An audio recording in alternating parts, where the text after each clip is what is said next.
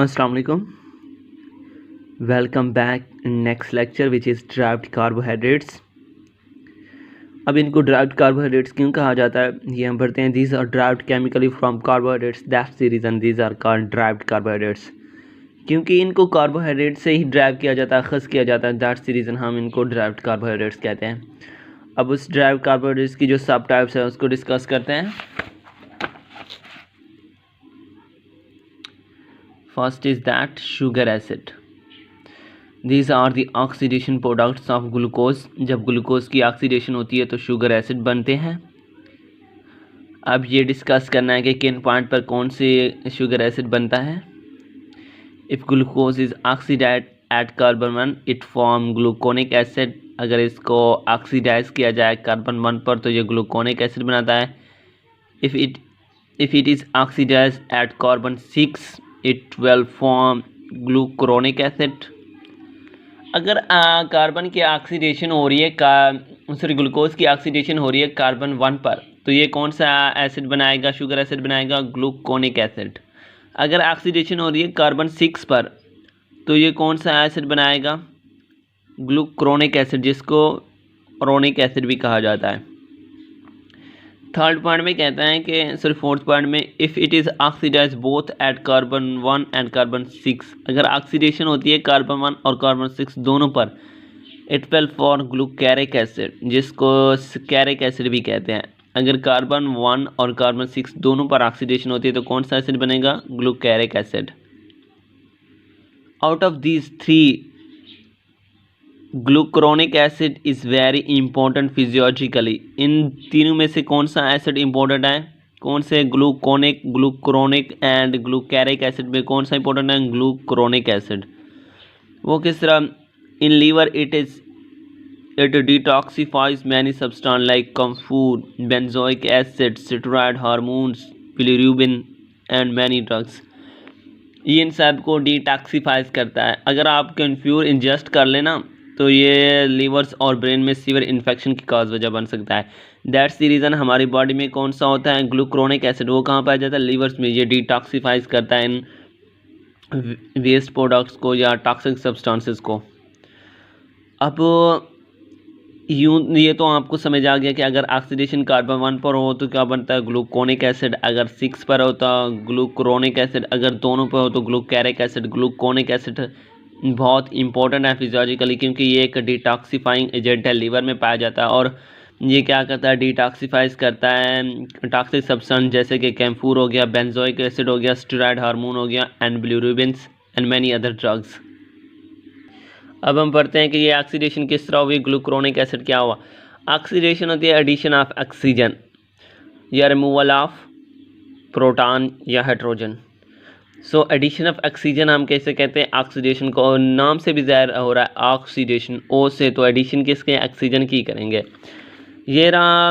अब sugar acid को discuss रहे हैं. ये रहा ग्लूकोज. ग्लूकोज की oxidation at carbon 1 and carbon 6. Oxidation हो रही है, ग्लूकोज है. ग्लूकोज का आपको ये पता होना रही ऑक्सीडेशन किस पे हो रही है, कार्बन 1 पे हो रही है. तो ये देखें इधर ग्लूकोज का फार्मूला मैंने लिखा हुआ है, glucose double bond O into H जल्दी एल्डिहाइड. इधर CHOH4 मैंने शॉर्ट टर्म में करके ग्लूकोज का फार्मूला लिखा है. तो इधर देखते हैं, इधर ऑक्सीजन की एडिशन होगी ना हाइड्रॉक्सिल ग्रुप के साथ, तो इसे हम क्या कहेंगे, ग्लूकोनिक एसिड. इस तरह 6 पे आते हैं. इधर एक ऑक्सीजन थी, आप दो होगी, तो इधर भी ऑक्सीजन की एडिशन हो गई ना, तो इसे हम क्या करेंगे, ग्लूक्रोनिक एसिड.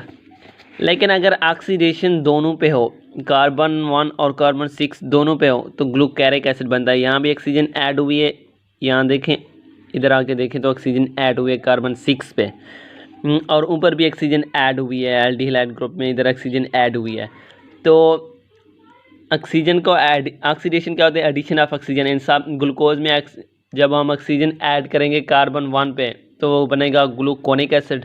जब हम ऑक्सीडेशन करेंगे कार्बन 6 में ग्लूकोज के, तो कार्बन 6 पे ऑक्सीडेशन करेंगे तो कौन सा बनेगा, ग्लूक्रोनिक एसिड. लेकिन हम जब दोनों पे करेंगे यानी कार्बन 1 और कार्बन 6 दोनों पे करेंगे तो ग्लूकेरिक एसिड बनेगा. उम्मीद है कि आपको समझ आ गई। फटाफट इसका आप ऐसे करें स्क्रीनशॉट ले लें। लेकिन ये स्ट्रक्चर हमने बनाने नहीं है, ये आपने रिमेंबर करना है, जस्ट आपको समझाने के लिए बना रहा हूँ। अदरवाइज़ ये ना हो कि आप उधर बनाना स्टार्ट कर दें। वो जो अगर आपको टॉपिक आ जाता है कि डेरिवेटिव कार्बोहाइड्रेट्स में शुगर एसिड को डिस्क्राइब करो, तो आपने उधर ये स्ट्रक्चर नहीं बनाने हैं। अब हम पढ़ते हैं अल्कोहल्स को। अल्कोहल्स उस वक्त बनते हैं जब किसी मोनोसैकेराइड की रिडक्शन होती है। These are reduction products of monosaccharide. For example, glyceraldehyde and dehydroxyacetones reduce to form glycerols. Reduce होके glycerols बनाते हैं। Glucose is reduced to form sorbitols. Glucose reduce होके sorbitols बनाता है। Mannose reduced to form mannitol. Mannose जो reduce होके mannitol बनाता है। And fructose is reduce to form both sorbitols and mannitols. ये दोनों बनाता है। जब ये फ्रैक्टोज रिड्यूस होता है, सॉर्बिटोल भी बनाता है, मैनिटोल भी बनाता है। रिडक्शन से हमें क्या चीज़ हासिल होती है? जब किसी भी मोनोसैकेराइड की हम रिडक्शन करते हैं तो हमें अल्कोहल हासिल होता है, जबकि ऑक्सीडेशन से क्या हमें शुगर एसिड हासिल होता था। तो जब हम ग्लिसरॉल्डिहाइड और डिहाइड्रोक्सीएसीटोन की रिडक्शन करते हैं तो ग्लिसरॉल बनता है, ग्लूकोज की करते हैं तो सॉर्बिटोल बनता है, मैनोज की करते हैं तो मैनिटोल बनता है। जबकि फ्रैक्टोज की करते हैं तो दो हासिल होते हैं अल्कोहल, वो एक होता है सॉर्बिटोल, दूसरा मैनिटोल। अब मैं इसको स्ट्रक्चर के थ्रू डिस्क्राइब करता हूँ।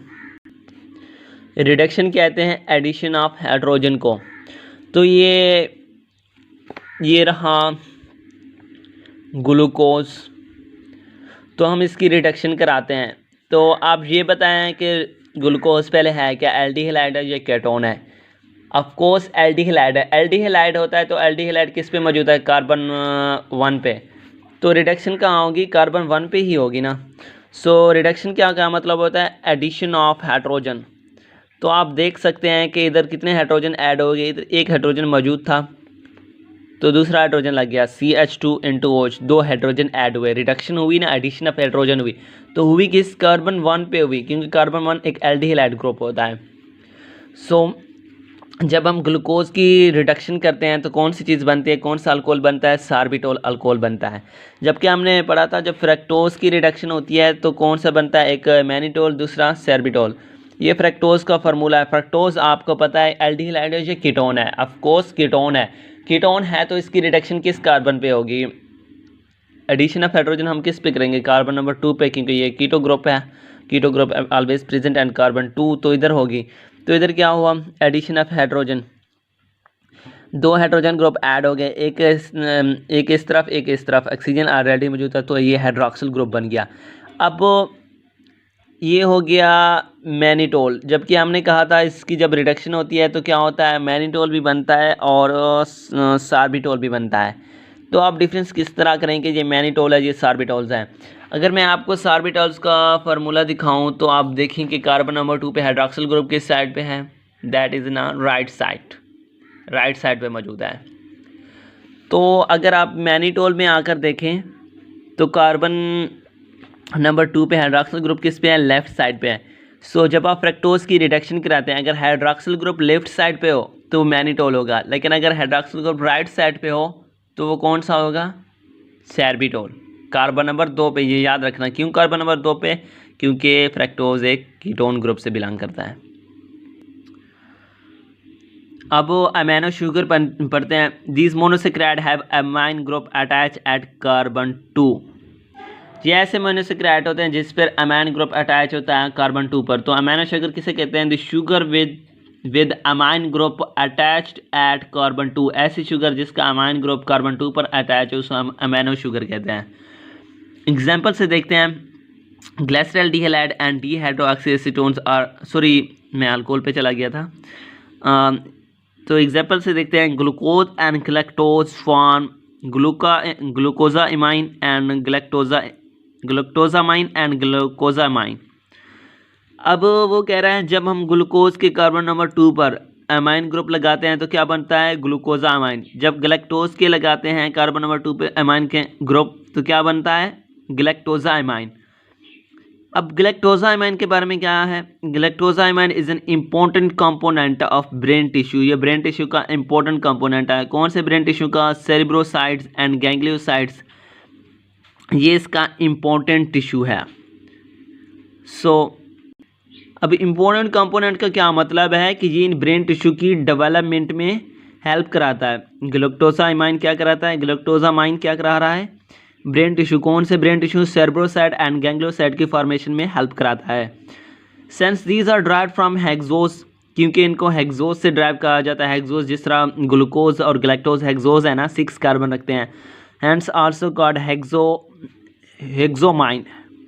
तो इनको हम हेक्सोमाइन भी कहते हैं क्योंकि ये क्या होते हैं? हेक्सोस से ड्राइव किए गए हैं ना। ग्लूकोज और गैलेक्टोज हेक्सोस है ना, 6 कार्बन रखते हैं इनको, इसलिए हम इनको हेक्सोमाइन भी कहते हैं। अब इनके मैं स्ट्रक्चर बना के आपको डिस्क्राइब करता हूँ कि ये किस तरह है। अब इनके स्ट्रक्चर से आप पहले देखें, रिंग स्ट्रक्चर बनाया गया है किसका? ग्लूकोज का। और फिर मैंने रिंग स्ट्रक्चर बनाया है गैलेक्टोज का।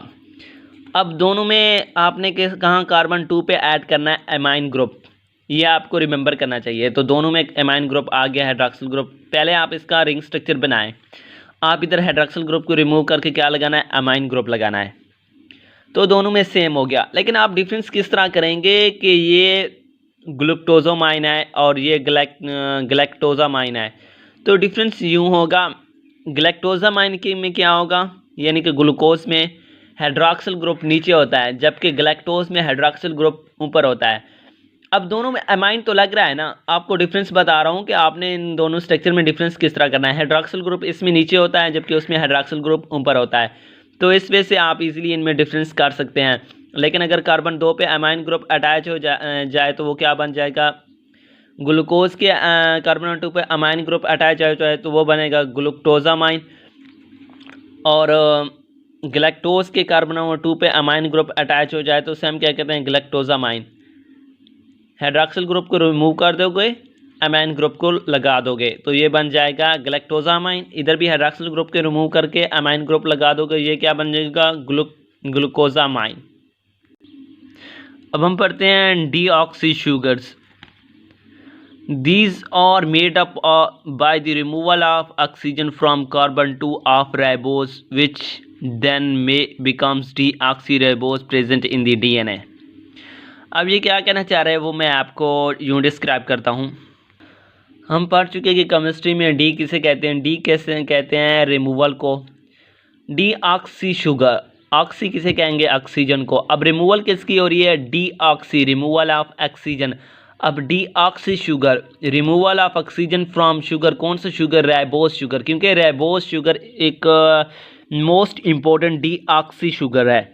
तो किससे शुगर होगी? राइबोस से। जब ऑक्सीजन रिमूवल होती है तो डीऑक्सी राइबोस शुगर बनता है।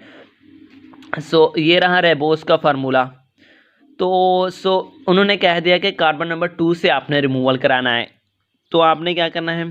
इस कार्बन नंबर 2 से एक ऑक्सीजन को रिमूव कर देना है। जब ऑक्सीजन रिमूव हुआ, so the removal of oxygen from carbon 2 give a deoxyribose sugar. तो डीऑक्सीराइबोस शुगर बन जाएगी। तो इसे कहते हैं डीऑक्सी शुगर। डी के क्या मतलब होते हैं फिर से बता दूं आपको। डी कहते हैं रिमूवल को, ऑक्सीजन की रिमूवल कहाँ से? शुगर में से। कौन सा शुगर? राइबोस शुगर, क्योंकि ये मोस्ट इंपॉर्टेंट डीऑक्सी शुगर है। इसमें से जब हम ऑक्सीजन रिमूवल करते हैं तो डीऑक्सीराइबोस शुगर बनता है। डीऑक्सीराइबोस शुगर एक इंपॉर्टेंट कंपोनेंट है सेल का, क्योंकि ये हेल्प्स करता है डीएनए की मेकिंग में। So that's deoxy sugar. अब लास्ट है कॉन्जुगेटेड शुगर्स। कॉन्जुगेट नाम से ही ज़ाहिर हो रहा है कि कॉम्बिनेशन बनाना। अब शुगर्स किसे कहते हैं? कार्बोहाइड्रेट्स को भी कहते हैं। तो इधर भूल नहीं जाना कि दीज आर कार्बोहाइड्रेट्स। ये कार्बोहाइड्रेट्स का कहाँ से वर्ड्स आ गया? शुगर्स को ही कहते हैं। These are carbohydrates found in combination with proteins. ये किसके साथ कॉम्बिनेशन, किसके साथ लिंक बनाते हैं? प्रोटीन के साथ, जैसे कि ग्लाइकोप्रोटीन। ग्लाइकोजन और प्रोटीन मिलेंगे तो ग्लाइकोप्रोटीन बनेगा। अब ग्लाइकोजन क्या है? एक कार्बोहाइड्रेट्स है ना, तो ये किसके साथ कॉम्बिनेशन बना रहा है? प्रोटीन के साथ, तो ये मिलके ग्लाइकोप्रोटीन बनेगा। इस तरह लिपिड्स में क्या होता है? लिपिड्स में ग्लाइकोलिपिड, ग्लाइकोजन और लिपिड बनेंगे, मिलेंगे तो क्या बनेगा?